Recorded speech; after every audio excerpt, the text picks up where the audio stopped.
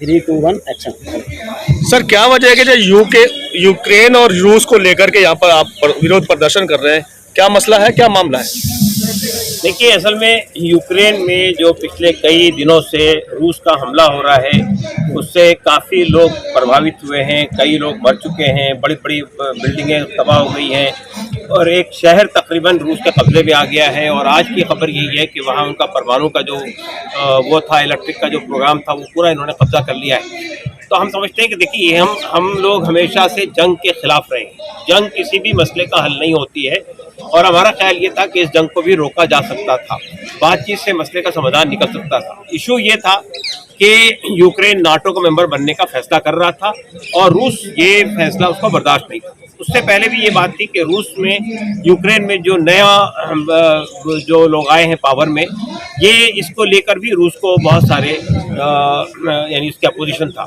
मेरा कहना ये है कि देखिए, बात ये है कि नाटो का मेंबर बनना, अगर कोई मुल्क ये फैसला करता है तो जाहिर है कि वो उस मुल्क का अपना फैसला है, उसमें आप हस्तक्षेप नहीं कर सकते।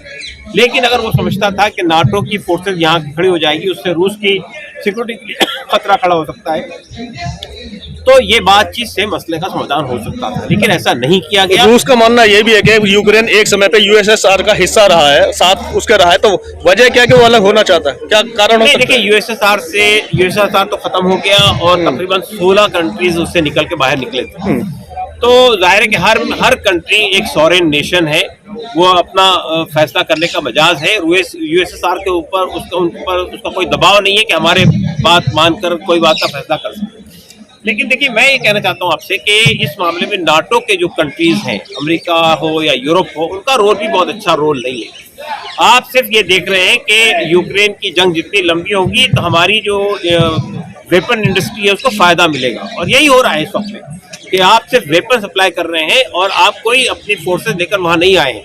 होना ये चाहिए था कि अगर ये जंग नहीं रुक रही है बातचीत से, ये जंग नहीं रुक रही है यूनाइटेड नेशंस के रेजोल्यूशन से, तो फिर यूरोप को और अमेरिका को इस जंग में शामिल होकर रूस को रोकने की कोशिश करनी चाहिए थी, जो वो नहीं। कह दिया था कि अगर आप युद्ध करते हैं तो हम आपका साथ देंगे, जबकि अब वो पीछे हटता दिखाई दे रहा है। यही मैं कह रहा हूँ आपसे कि देखिए, अमेरिका ने और यूरोप ने यूक्रेन को शय दी कि हम आपका साथ देंगे, आप खड़े हो जाइए मैदान में। जब वो खड़े हो गए मैदान के अंदर तो ये पीछे हट गए।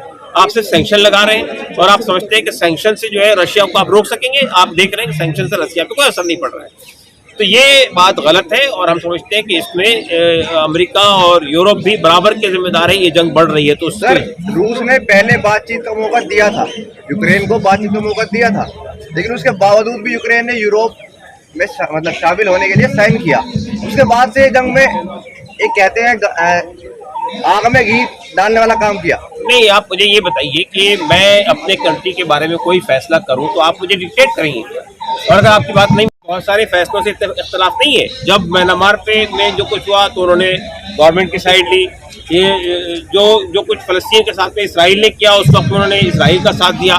तो ये अप्रोच यूक्रेन का भी गलत था। हमारा कहना ये है कि लेकिन देखिए, किसी के मुल्क के अप्रोच की वजह से आप वहाँ के नागरिक को, वहाँ के सिटीजन को यानी सजा नहीं दे सकते, जो आज हो रहा है वहाँ पे। तीसरी बात मुझे कहनी है कि ये जो यूनाइटेड नेशन के अंदर जो रेजोल्यूशन मंजूर हुआ, उसमें भारत ने भाग न लेकर अपने प्रिंसिपल स्टैंड को मुतासिर किया है। उसका प्रिंसिपल स्टैंड हमेशा से ये रहा है कि हम पहले तो नॉन अलाइंड रहें, हम किसी पक्ष के हिमायत नहीं करते हैं, न ईस्ट न वेस्ट, न अमेरिका न रूस।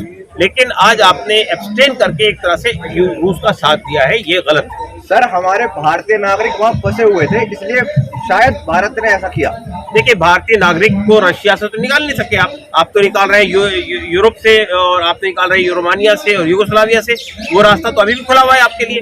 मेरा कहना सिर्फ ये है कि ये बात कि हमने उसके अच्छा देखिए, हमको किस लिए हो रहा था रेजोल्यूशन ये हो रहा था, ये जंग रुके, रूस पीछे हटे, तो आपके तो फैसले आपके हक में जाती है बात कि अगर रूस जंग रुक जाती तो आप अपने नागरिकों को आसानी से निकाल सकते थे। लेकिन जंग की हिमायत आपने की, एक तरह से आपने इस रेजोल्यूशन में भाग न लेकर एक तरह से you have favoured Russia.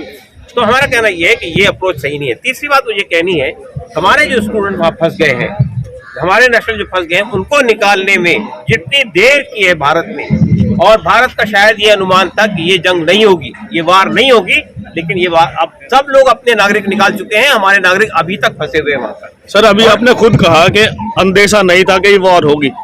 War होने से पहले लगभग सभी देशों ने नोटिफिकेशन जारी कर दिया गया था और अपने बच्चों को वहां से निकालने की कोशिश भी की, जो नागरिक थे उनको भी निकाल।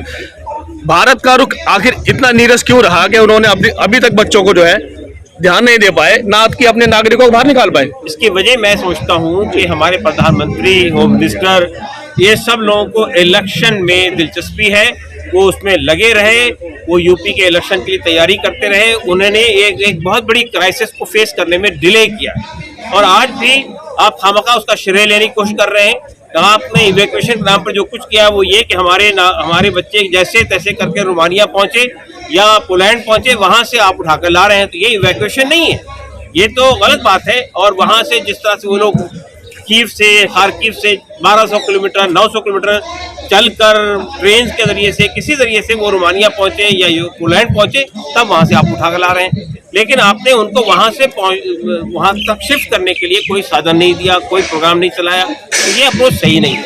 आपका कहना यह है कि भारत जो है नीरस बना रहा है, उनको मतों की ज्यादा चिंता है ना कि जानों की। बिल्कुल सही है। अभी हमारे साथी ने एक बात कही है कि जब देश में लोग कोरोना से मर रहे थे तो हमारे प्रधानमंत्री और होम मिनिस्टर जो है बंगाल के अंदर इलेक्शन में रैलियां कर रहे थे, और आज भी यही हो रहा है।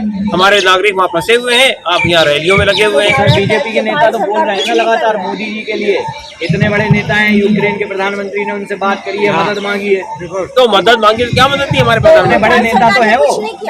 देखिए, बड़ा नेता वो होता है जो क्राइसिस में अपने लोगों के काम आए।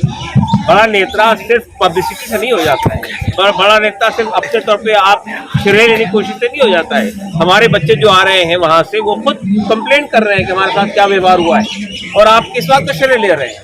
और ये तो रेस्पॉन्सिबिलिटी हर कंट्री की होती है कि अपने लोगों को निकाले वहां से सेफ्टी के साथ में, तो हमने उसको निकालने में देर किया है। एक बात और कहना है मुझे, वो ये कि जो हमारे बच्चे वहां से लौट रहे हैं, अब उनके लिए ये अनसर्टेन हो गया है कि उनका एजुकेशन कंटिन्यू होगा या नहीं होगा। तो उनको यहाँ पर हमारा मानना ये है, वेलफेयर पार्टी का डिमांड ये है कि वो उन बच्चों को यहाँ एडमिशन मिलना चाहिए। यहाँ के मेडिकल कॉलेजेस के अंदर हर स्टेट से जहाँ से वो आए हैं, उनको मेडिकल कॉलेज के अंदर एडमिशन देना चाहिए और ताकि अपनी एजुकेशन कंटिन्यू कर सकें। और जो लोग मारे गए, 2 बच्चे हमारे मर गए वहाँ पे, तो उनको कंपनसेशन मिलना चाहिए, एडिक्वेट कंपनसेशन मिलना चाहिए। और एक बच्चा, एक हमारे सरदार जी है, वो वहाँ पे जख्मी हालत में अभी एडमिट है और वो खतरे से बाहर है, लेकिन जाहिर है कि उनको सुविधाएं प्रोवाइड करनी चाहिए और उनको वहाँ से लिफ्ट करके वापस लाना चाहिए। तो जिस तरीके से विश्व युद्ध की चर्चा शुरू हो चुकी है, नाटो देश भी अब इसमें कूद चुके हैं, तो लगता है कि यह वर्ल्ड वार की ओर बढ़ रहा है? देखिए, अगर वर्ल्ड वार की ओर ये देश जाएगा तो ये सिर्फ यूरोप का या यूक्रेन का नुकसान नहीं होगा, ये हम सब का नुकसान होगा। आप जानते हैं कि इस जंग से चंद दिनों के अंदर जो महंगाई बढ़ी है भारत के अंदर, ये इनडायरेक्ट तरीका है ना अफेक्ट होने का।